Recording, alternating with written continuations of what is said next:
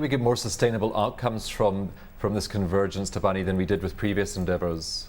Most definitely we do. I think as Valerie has actually touched on the issues, it's a culmination of strengths here. The convergence is not only convergence of purpose, but it's also convergence in terms of skill sets actually leveraging each other and giving us more impetus of moving forward with the issues.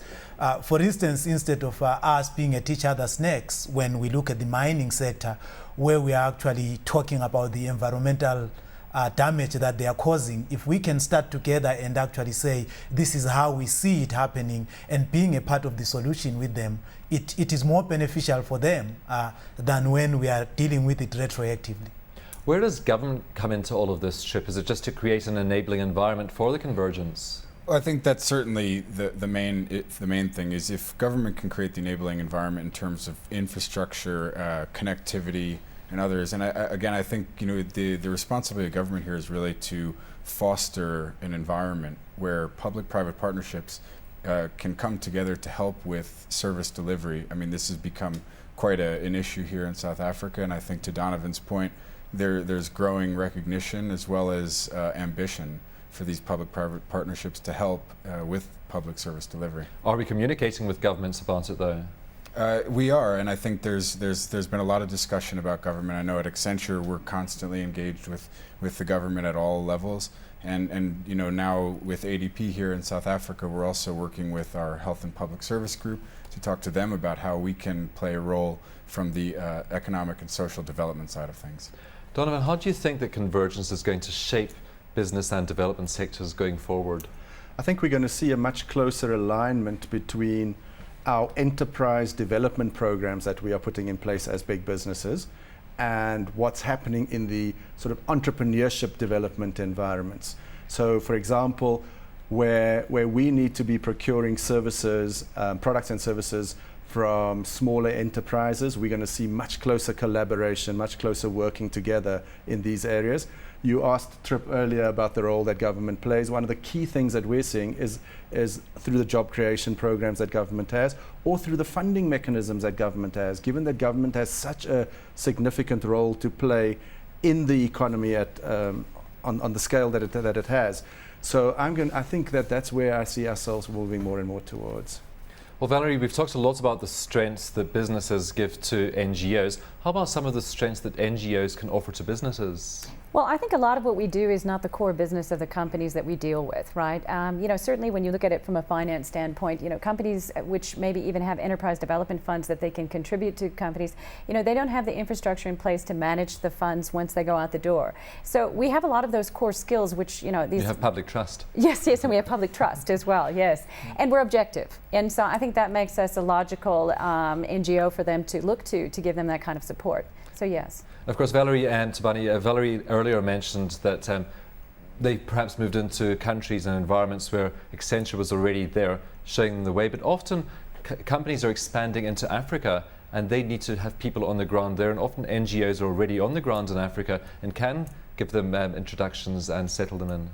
That's pretty correct. I mean, for World Vision, one of the things that we pride ourselves with is our grassroots presence. I think we are in over probably 28 countries in Africa alone. And so chances that you'll find us in some of the most difficult contexts are very high. I'm reminded of a project we did with ADP on supply chain management that we were saying, if you get it working with World Vision and working in Africa, you can get it working anyway, because of our presence and the context that we actually operate in. Do we need a new sort of business leader to take this forward? Well, I think this certainly does require a type of business leader. I don't know if it would be new, because I think there are many out there already. Certainly visionary. Certainly visionary, certainly bold. I think one of the interesting things here is these types of endeavors into the economic and social development sector do not immediately have a clear business case. And so I think one of the interesting things is to be bold, to engage the public sector and the development sector to explore and to look for ways to really work together to establish that business case. Donovan, how about the buy-in of other stakeholders in a business? I'm talking about the employees, I'm talking about the shareholders and the investors in a business. I think this is the exciting part of it. And just to add on to what Trip has said, we've seen in our organization a number of people, there's a new generation of people that definitely want to get much closer involved in this. For them, on their agenda, entrepreneurial development or social change are key issues. And so definitely within the stakeholder body within these organizations, we're seeing a lot of commitment, a lot of questions being asked. And there's definitely a stronger push in organizations. Thabani?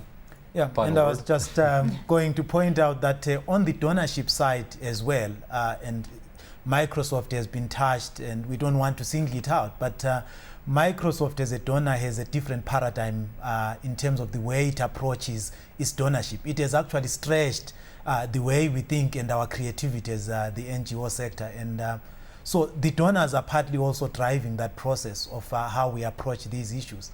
Microsoft has continues to challenge us in terms of the partnerships and in terms of the area in which we can actually do our work. So there is actually a push from several directions.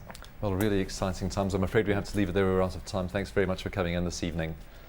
Thanks again to this evening's guests. That's Trip Allport from Accenture Development Partnerships, Thabani Maphosa from World Vision, Valerie Flanagan from Enablis and Donovan Muller from Accenture.